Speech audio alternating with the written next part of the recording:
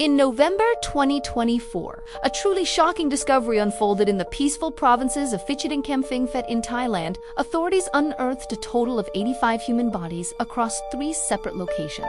This grim finding wasn't the work of a serial killer in the traditional sense, but was connected to a controversial monk known as Praha Akwan Phan and his devoted followers.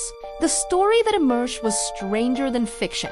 Pulling back the curtain on a secretive group with bizarre and unsettling practices, the initial discovery was made after locals reported unusual activities. When police investigated, they found dozens of bodies, some stored in coffins, others exposed to the elements. As the investigation widened, 2 more sites were located, bringing the total count to a staggering 85.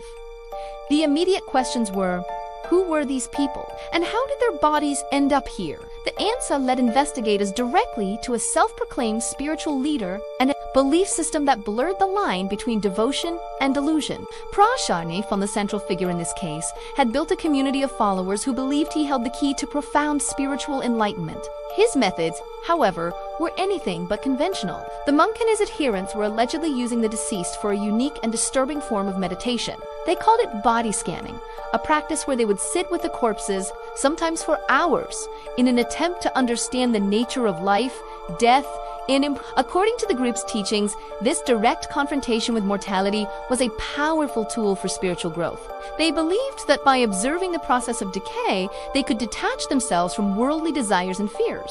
But it wasn't just about philosophical insight. Some followers made extraordinary claims, asserting that this practice had unlocked supernatural abilities within them. They spoke of developing clairvoyance, the power to see things hidden from normal sight, and enhanced hearing that could pick up whispers from miles away.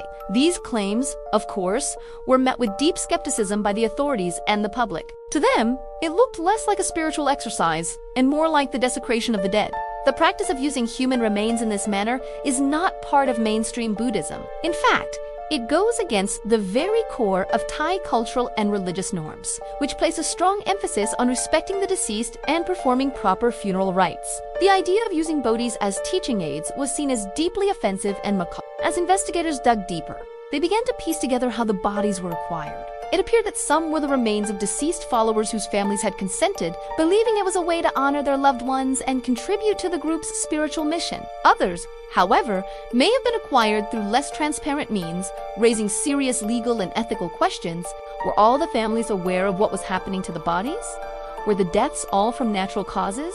These were the questions authorities were desperately trying to answer. The community led by Pra Akwan Phan was extremely insular. They lived in relative isolation, which allowed these unorthodox practices to continue for a long time without outside scrutiny.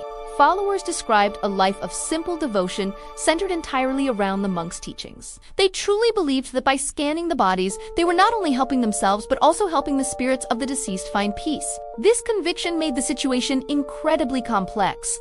Were they victims of a manipulative leader or willing participants in a belief system they genuinely embraced? This case has sent shockwaves through Thailand and beyond, sparking a fierce debate about religious freedom, cults, and the abuse of power. It highlights the dangers of charismatic leaders who operate outside the bounds of established norms and prey on people's spiritual searching. The line between a legitimate religious group and a destructive cult can be incredibly thin, and often, by the time the authorities get involved, the damage has already been done. The investigation into Pra Akwan Phan and his followers is still ongoing.